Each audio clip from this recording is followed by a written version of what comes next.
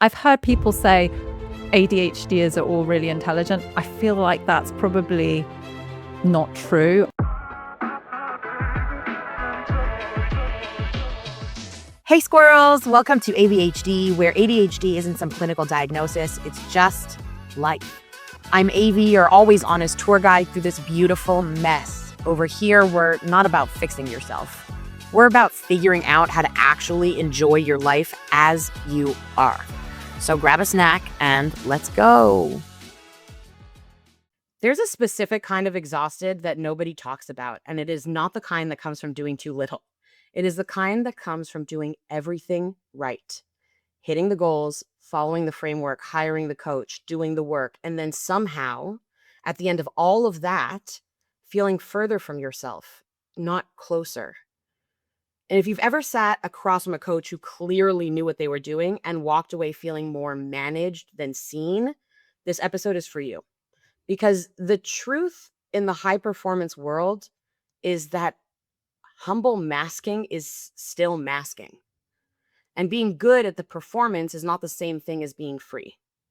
Hey, squirrels, welcome back to ADHD. Let's get into it. I am joined today by Ania Hulsman.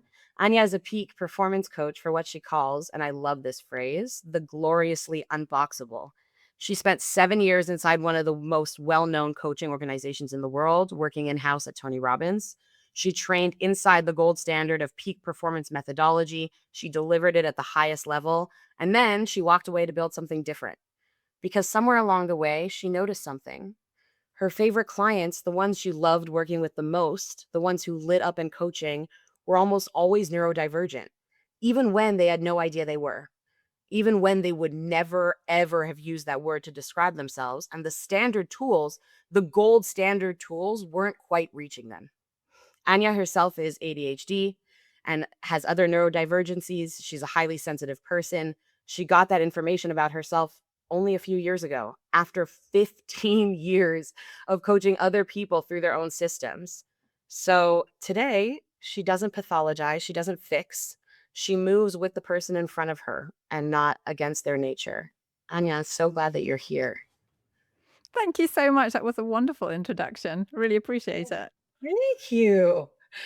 So, like I was saying earlier, I'm so excited for this particular episode because time and again, specifically over the last 4 to 6 weeks, I've been having conversations specifically with women, but not only women, men as well, who have been in therapy for a while and have been doing kind of the talk therapy thing or the coaching thing, and they feel like I don't think I'm doing it right. Like I don't think because they're not getting what they want to get from it. And after my conversation with you, I was able to say, talk therapy and those tools kind of stop working at a certain point for really, really highly intelligent people and other neurodivergents. And it's been a shock every time, like a shock landing. What do you mean? I thought that this was what I was supposed to be doing. And it kind of opens up, even considering that there might be tools that we haven't considered. Yeah. It's so interesting. I was talking to a very well established psychotherapist and resident at a university trainer, like he's got all the certificates and all of the letters after his name. And he was saying that the reason why a lot of these things don't work for people who are not neurotypical is because they've all been designed by neurotypical people. The whole lens has been that this is normal and that's not normal. And so it's no surprise that it doesn't work. It's just not being created for our different minds. And the other thing is when you're highly intelligent, which I know you are, and you know even a little bit about the methodology, how it works, you can see what the other person is doing and you can see when they're getting it wrong as well. Yeah, you're like, You know when actually. yeah, and, like, actually, I think you should be asking this question, not that question. You're way off. I just gave you a really big hint, and you're not picking up on it. So, that also breaks the trust, doesn't it? Because Yeah. in those situations, you need to be able to trust that that person is able to support you, and when you keep seeing things like that, and you feel like you're doing most of the work, of course, you're not gonna get as much out of it as you could potentially if you had somebody who understood your experience and your wiring, and that it's not that you're broken, it's not that you've yeah, there could be trauma. There often is with neurodivergences because we don't live in a world built for us, but it doesn't necessarily mean that it is trauma. It's also interesting if we follow the highly intelligent tangent for a moment. People really don't like feeling that their intelligence is threatened. And simply being in the presence of a highly intelligent person tends to put neurotypical people on edge. It can. And like there's a very eggshell tiptoeing sort of dynamic where I'm not getting the best from you because you really need to deliver at high quality. And if you don't, we're going to hit an impasse. And also, I think that living as a highly intelligent person who doesn't necessarily know they're highly intelligent, you assume that whatever is going on in everyone else's head is what's going on in your mind, and vice versa. Yeah, Everyone walks exactly. around thinking that their point of reference is the point of reference. The double empathy problem. Do you know that? Explain to our listeners. Like, Let me see if I can articulate this correctly. Basically, the double empathy problem is where I think it was used first to describe the autistic experience. Let's say you have a highly intelligent or autistic person, and they can absolutely empathize with people who are like them, who are wired like them. And because that's your frame of reference. Whereas neurotypical people empathize with people who are like them, right? You empathize through your own lens, through your own experience.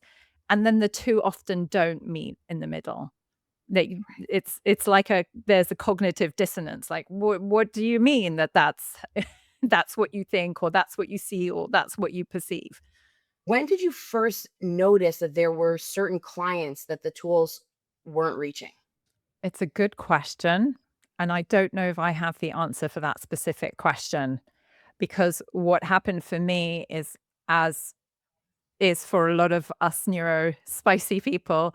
I the first time I considered neurodivergence was when my kids were having troubles, and I went to find out, like, how do I support this kid? Because I'm getting really triggered by his experience as well, right? And then the words autism came up and ADHD came up. I was like, hold on a minute. My son is like a carbon copy of me. If that's true for him, I have to ask myself whether it's true for me as well. And then when I did the typical deep dive of my own into my own personal research, You reading mean you every went down a rabbit hole? so many That's so rabbit holes. unusual. The rabbit holes became my homes. That's when I started making all the connections in my head. Oh, but that's also what was happening with that client, and that's what was happening with this client, and and then it cascaded. And there were some people who now I look back were obviously neurodivergent, and I was able to support really, really well, in a way that I don't think they were supported by others. And then there were those who were obviously neurodivergent Mhm. retrospectively, but they wanted to fit in the mold and they were expecting me to make them neurotypical, and that didn't work. But now Well, that I know what I know, I would approach that person differently. I'd be like, "Hey, you're beating yourself up for absolutely the wrong things here." what made those clients your favorite clients? They were just so much fun, and, like, I'm thinking of like, my brain is going in lots of different directions now, so I'm Mhm. like, "Pick one, pick one." Now just Um start with somewhere and we'll go around. exactly. Start somewhere. I think there was obviously a vibe, like, we were we were definitely vibing on the same level. That's very scientific speak, obviously. 100%. Uh, and so there was that, but there was also the sheer creativity of these people. And I felt like they were not, restricted. They never felt restricted into one way of thinking. They were so open to all sorts of possibilities, and always thinking outside of the box. And often, what they did for their careers was also quite atypical. I mean, there were lots of creatives, who were in marketing and things like that, but then there were those who were able to sort of take it to another level and create something completely different.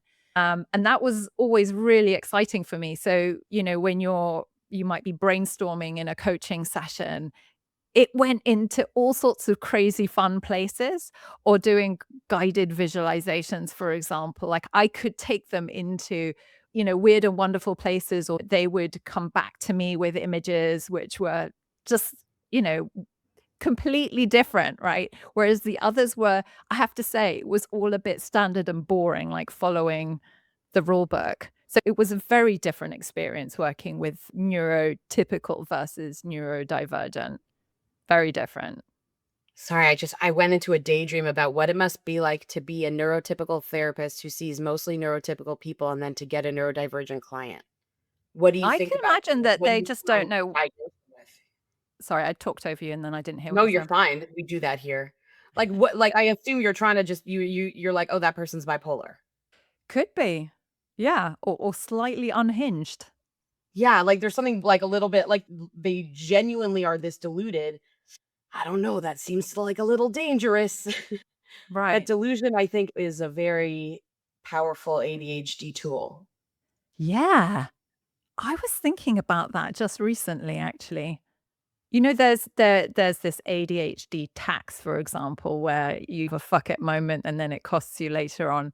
I Mhm. wonder, and I'd love somebody to study this, whether there's an equal amount of fuck it moments where you win, you know, and you get Definitely, like yes. these like massive benefits that Mhm. no neurotypical person would ever even believe would be true, let alone Yeah. actually accomplish.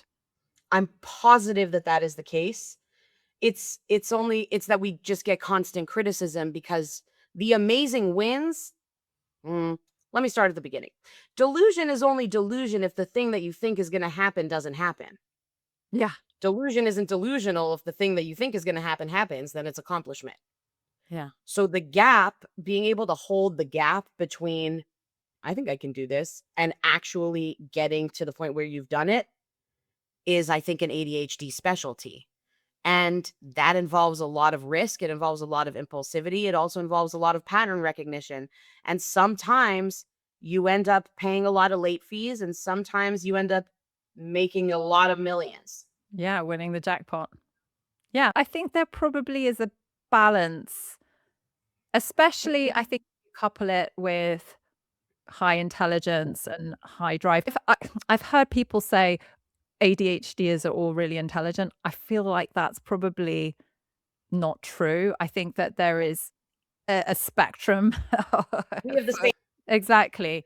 like So, everything else, yeah, so if you don't have high intelligence, then I think you're probably disadvantaged. significantly. Yeah.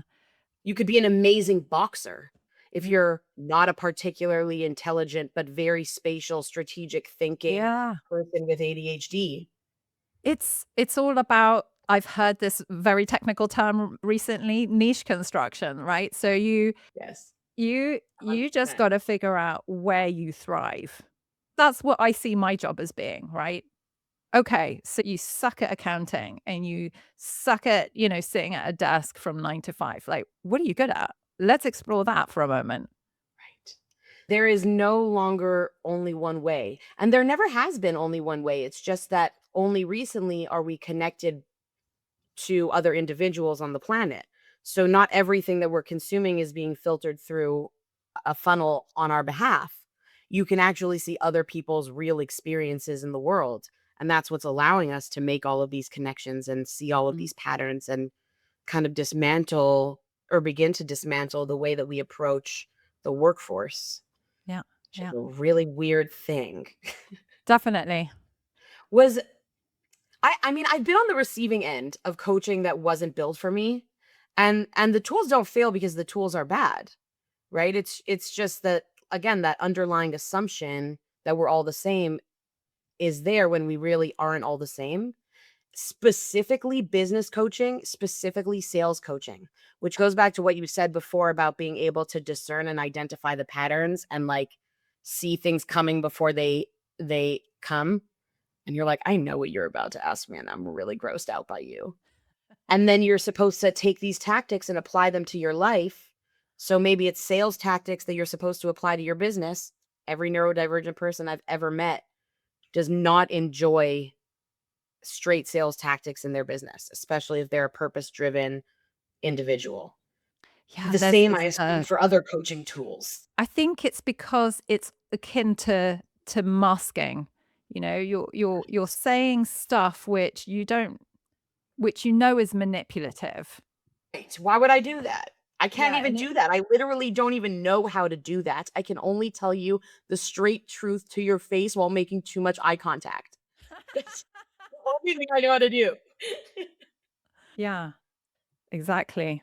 And so was there a question buried in that? Now I've forgotten. I don't think so. Yeah. I'm not sure, but I assume that sort of disingenuousness contributes to the feeling of the gap. And one of the things that we spoke about is that for the high achievers, they get to a point where something just feels gross or just like impossible to move past. Can you talk about that moment a little bit? So I'm writing this down because of my ADHD. I might drift considerably. Good. Okay. What you're saying is somebody could be in coaching, for example, with focusing on coaching today, and they get to the point where they're like, this doesn't feel good anymore. I think that's down to probably values not being a mismatch in values, but also like that what that person is trying to achieve through that coaching is not understood in the same way by the coach. And if they're let's say you've got a neurotypical coach and you've got a neuro spicy person, then the coach will think that their job is to help you achieve a certain goal, which maybe you even said that you wanted, and then they will try and force you into it. Like this is one of the things that I experienced, right? I said, I'll give you a personal experience, right? So when I was at Tony Robbins, I Tony Robbins teaches something called RPM, the rapid planning method, which is a planning method. You know, it's like a to-do list. You set your goal, you write out your why, you know, and then you write out your to-do and you prioritize it and you put it in your calendar. And I could teach that like no problem. For myself, sorry? I'm sorry. Just okay. That's a nice. Yeah, It's a so nice so method. it was funny because I could teach it to other people and they could use it, but I could not. I could go through the motions myself, but it never worked for me. Right. And as much as I tried, I couldn't do it. So I was coached by this wonderful lady who was a master coach at Tony Robbins. She had all of the platinum and master clients, like the top tier clients. And I said to her, "Well, I want to be able to use this because I'm being told by everyone, and I didn't know at this point that I was neurodivergent. This is the way you're supposed to do it." So, so we were working on this back and forth, and I was Mhm. obviously not making much progress, and there was certainly no consistency there. And at one point, she just said, "I guess when the moment is right, you'll get it done." And I thought, and I felt so dismissed in that moment, and almost there was a sort of almost a level of shaming there as well. Like, There's well, nothing I can do for you. yeah, exactly. Literally, I wash my Mhm. hands off you because you're not doing it. But you see, there were 2 problems there. One is that I was trying to fit myself, into the wrong shaped hole. I'm gonna completely mess up metaphors right now. And in a way which wasn't appropriate for me. She wasn't able to spot the pattern, and she didn't realize that that was actually not what I needed, and wasn't therefore able to challenge me on why I wanted to do that in the first place. Right. I just saw a TikTok that captured a thought that I have been having that's been bouncing around in my mind forever. That's kind of pretty solidified, but I'm not sure that I ever said out loud. And they were saying we talk about RSD, and I can't credit this person because I don't remember where I saw it. But the thought that they were expressing is that we talk about RSD as a dysphoria, but why wouldn't I be constantly afraid of correction and rejection if I literally don't know what direction it's coming from, where it's going to come from, who it's going to come from, what I'm going to do that's going to be corrected, I'm literally just living my life, doing my thing, and I'm constantly being corrected. So the dysphoria part comes from the inundation of corrections. And we talk about the 20,000 more corrections by third grade than fellow peers. But what that literally means, it's not just that there's more corrections. It's also like, I don't know which direction the attack is going to come from. Mm. I don't even know how to play this game. I literally don't know what game we're playing, And I don't but know I how to know that look it's for going to the fail. clues either. You know, I'm And I like, don't know could how to this play is this game. What am I doing here? And what am I doing wrong? And when am I doing something right? Because you don't necessarily get that positive reinforcement of when you're doing something right. You just know that people are leaving you alone. So does that mean that that's the correct thing, or that it's just like sufficiently below the radar that people don't pay attention to you? And then once you're an adult, you're supposed to have somehow figured miraculously. it out. Yes, like that.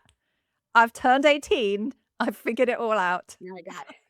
And for people like us who are readers and researchers and who enjoy doing the work and going to therapy and getting coaching and are seeking and are trying to grow, how do you know if you're growing in the right direction or the wrong direction? That's an interesting question. Have you ever doubted yourself? Constantly. Mostly because other people said some stupid shit. And I was like, oh, maybe they're right. Oh, that's I funny. don't doubt my own self a whole lot. Yeah. Yeah, I remember when I decided to become a coach, like, everybody was like, "Oh, Oh, that's nice. yeah, that's nice. Good luck with that." Obviously, I'm British, right? So you get the very Right. indirect, snarky Mm, British being told off. yeah. And I think that we sort of fall into one of two patterns. And you were talking about how you see sort of two different patterns across the clients that you have. High IQ women who are trying to do everything totally by themselves, and high achieving men who really need a little bit of like softness and care. Mm. Is there a similarity that you see between those two groups that you There's a work with? Yeah, there's a lot of similarity. There's a lot of overlap. I think that there's just slight nuances between it being a man or a woman. Like the men that I work with, they tend to be super highly driven. I mean, they're all high achievers, right? They've all and for both, they've had to fight against being told that they can't do certain things or that certain things aren't possible. Yeah. Right, and having to prove themselves over and over and over again, and that's and I think generally, maybe I don't know whether it's from culture or, like, nature or nurture, but generally, the men need to put like, yeah, like you said, permission to soften. They need to know that it's okay to it's okay that they haven't got it all sorted, right? That it's and for the women tend to have more of that imposter syndrome, I think, than men. I mean, I'm completely stereotyping here and Yeah. generalizing, and it's not like it's not possible for the other. But there are slight nuances between the two, and I don't know whether I've described that very well because it's not on the top of my mind at the moment. Yeah, I think that it's a really interesting conversation. One of the things I wanted to highlight is we are kind of in this gender war or whatever time. And there's a lot of distinguishing between men and women, and men are like this and women are like this. And for me, whether you are neurodivergent or neurotypical tends to be a much more valuable indicator as to whether we're going to get along, whether we're going to Mm, mesh, and whether you're a man or a woman. yeah. And when we're looking at groups of people, so you're looking at high achieving entrepreneurs who carry a lot on their shoulders and are, especially if they're ideators, there's a joint burden that comes in being the first, in Yeah. being a pioneer, in being the person who sees the patterns and the person who wants to do things differently and the person who wants to make change. And maybe men at this point, from the vantage point of women, have it easier because they can do whatever they want. And maybe women, from men's vantage point, have it easier because they're allowed to be humans with a range of emotion. Yeah. And maybe we're not different. Yeah. Could be.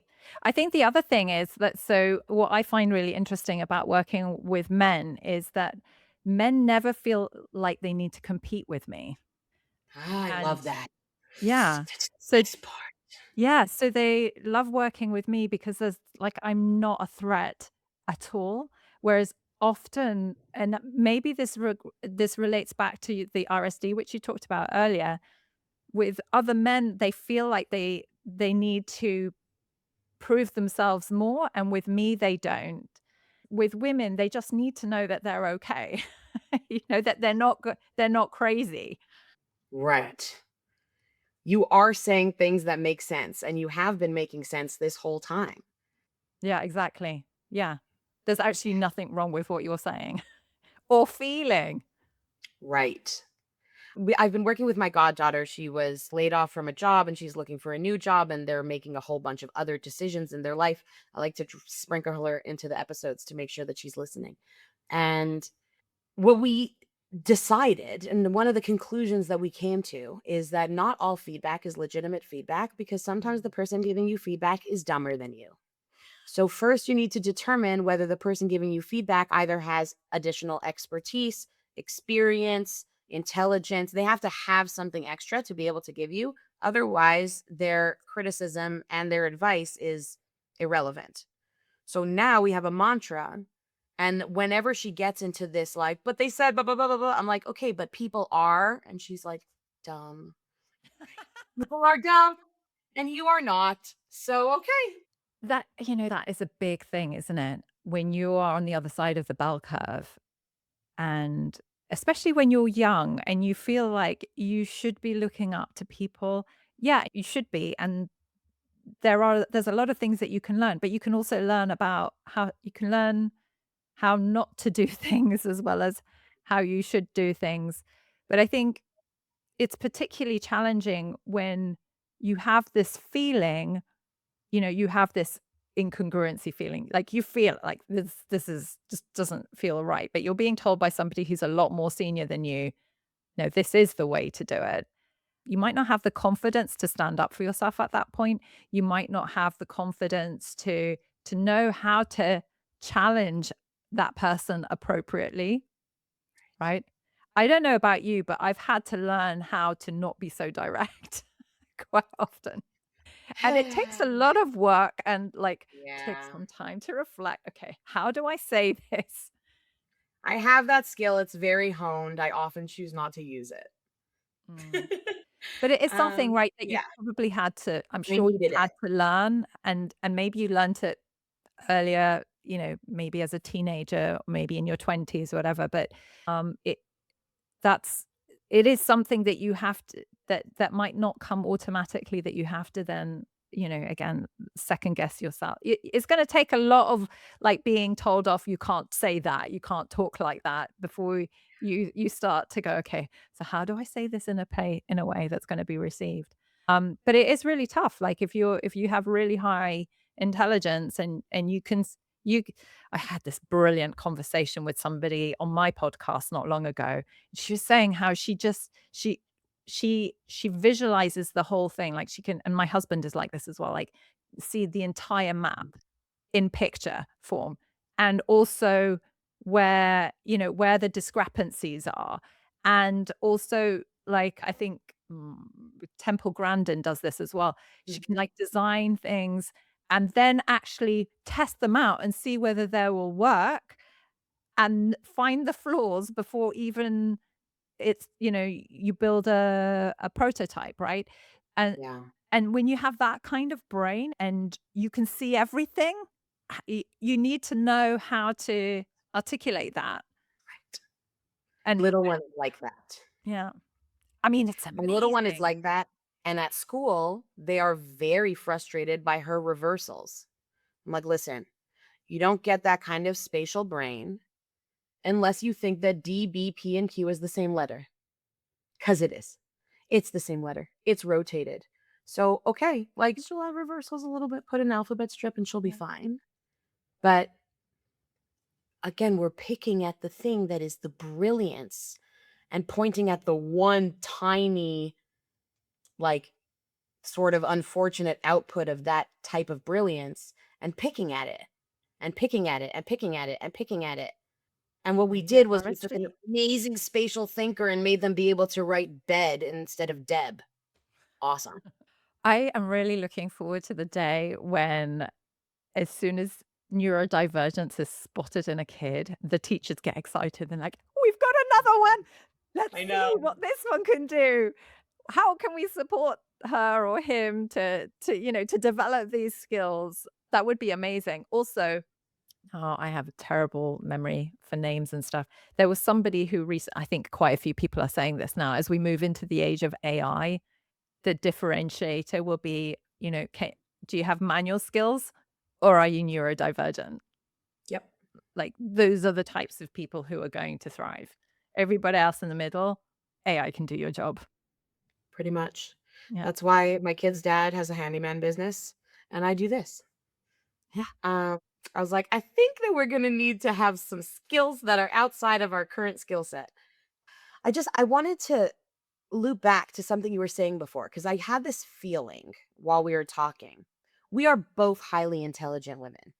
And even as we are talking to each other and we both have recognized that we are highly intelligent people and highly sensitive people and highly feeling people, claiming that label feels yucky sometimes.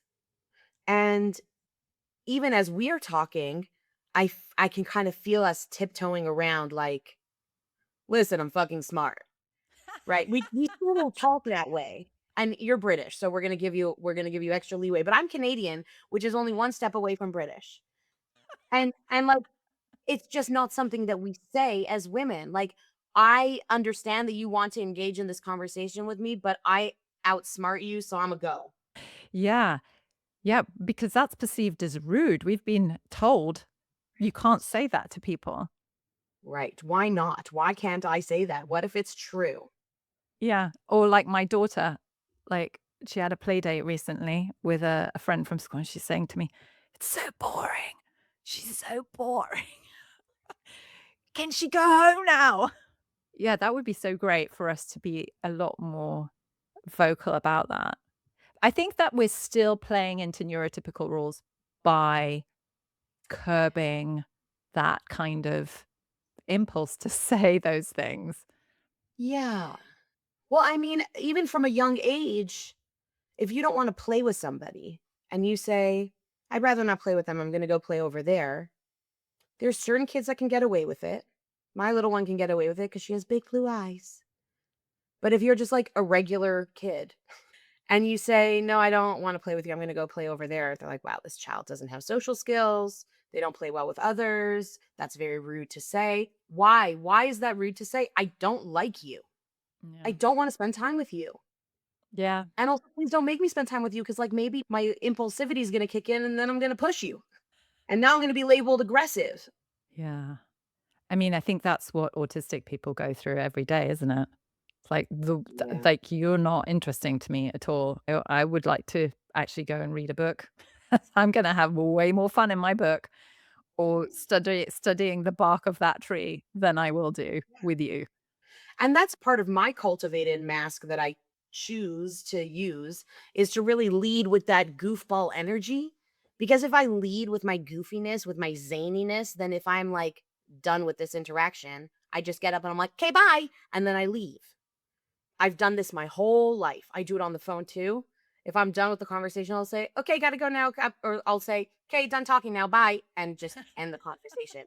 And I've always done this. I can get away with it because I'm a goofy girl. A man can't get away with that same behavior without immediately being perceived as obnoxious, aggressive, or rude. I'm just goofy. He's an asshole. Mm. And if you weren't goofy, you would also be an asshole. Exactly. Because most of the time, I don't want to be goofy. I want to just leave. But I'm going to like bounce out of here because you're going to think that's cute. And that's going to be socially acceptable for me to get myself out of that situation. Mm. Yeah, so fascinating, isn't it? Like what coping strategies we create to be able to in this world and not Is be that a part of what you call humble masking? uh I don't think I coined that phrase humble masking. First I off. just heard it with you in the first I Oh heard it yeah. on our my call with you for the first time. Oh, how interesting. I have no recollection. I deny everything. No, I mean, humble masking will be when you're trying to make yourself small in front of somebody else, Mm. right? Just to make them feel comfortable. So So that's like smart women who don't wanna say they're smart. yeah, yeah, or who act stupid so that the people around them don't feel threatened. Yeah. Or yeah. Oh, what is it that you? Oh, tell me again. I literally never do that. It just I never could, and I really thank my autism for that because my face looks like this if you're saying something stupid to me, and, like, I can't fix it. It's just what sorry. Oh, brilliant, brilliant. Yeah, I've not. I think I am naturally quite feminine, but I've also always been attracted to super intelligent people. Actually, that's how I figured out that I was intelligent, Mm, be because I did have some struggles at school because I also have dyslexia and, I wasn't always able to articulate in words my whole processing. But every single friend I had was super intelligent, and I mean, like, off the scale where, like, at university, they would be getting scores that had never been seen before, mhm. and, uh, and I thought, "Why?" I can't how is it that all it's not like a few, all of my friends, all of the people who I hang out with are mega, mega, mega intelligent. I think I must be one of them. Yeah. My best friend is exactly like that, and she just this year had a therapist suggest to her that she's highly intelligent, and she came to me and she's like, my therapist thinks I'm really smart." And I was like, "Wait, stop, hold up. Oh, wait. You don't know that? You don't know that you're super smart?" And she's like, "I mean, no, because always she also has learning differences and dyslexia and all kinds of things, and, like, it never occurred to her that she was smart." And I said, "Do you think I'm smart?" She's like, "Yeah." "Do you think I hang out with stupid people?" "No." Like, okay, that's literally the only thing you need to replay in your head on a loop whenever you forget that you're smart. I have 2 friends. They are hyper intelligent, and I don't hang out with dummies, so of course you're smart. But as women, I think that's part of the socialization piece. Yeah, and it's also because of how highly what's the right word?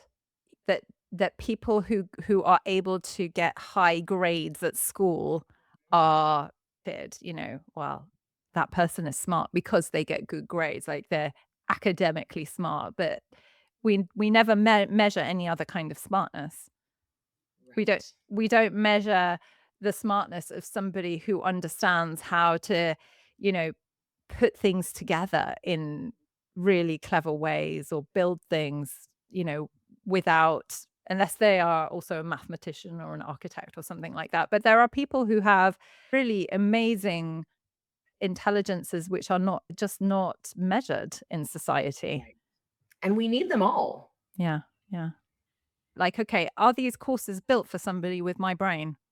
Is this person does this person have any knowledge of my spiciness and what that entails? If they don't, move on, quite simply, right? Because you're just gonna be making yourself work really, really hard trying to make that other person successful. Wow. Trying to make the other person successful is really interesting way of phrasing it. Because once you're in that situation, yeah, you're gonna try and do well. Yeah, you're gonna pretzel yourself until, into a form that works for that other person. But if they don't get how you work, then it's not going to work. Now, there are situations where you've got people who create courses who are maybe don't know much about neurodivergence. I did this brilliant speakers course recently, I'm gonna give a shout out. Can I give a shout out to my Of course. speaking coach? Her name is Laurie Mabelis in Dutch, and she didn't really know that she had ADHD or that she was neurodivergent. I think she's also highly intelligent, but she doesn't have, like, the academics behind that either. Not, nor do I. I am academically poor. But and I did her course, and it was perfect for me, actually.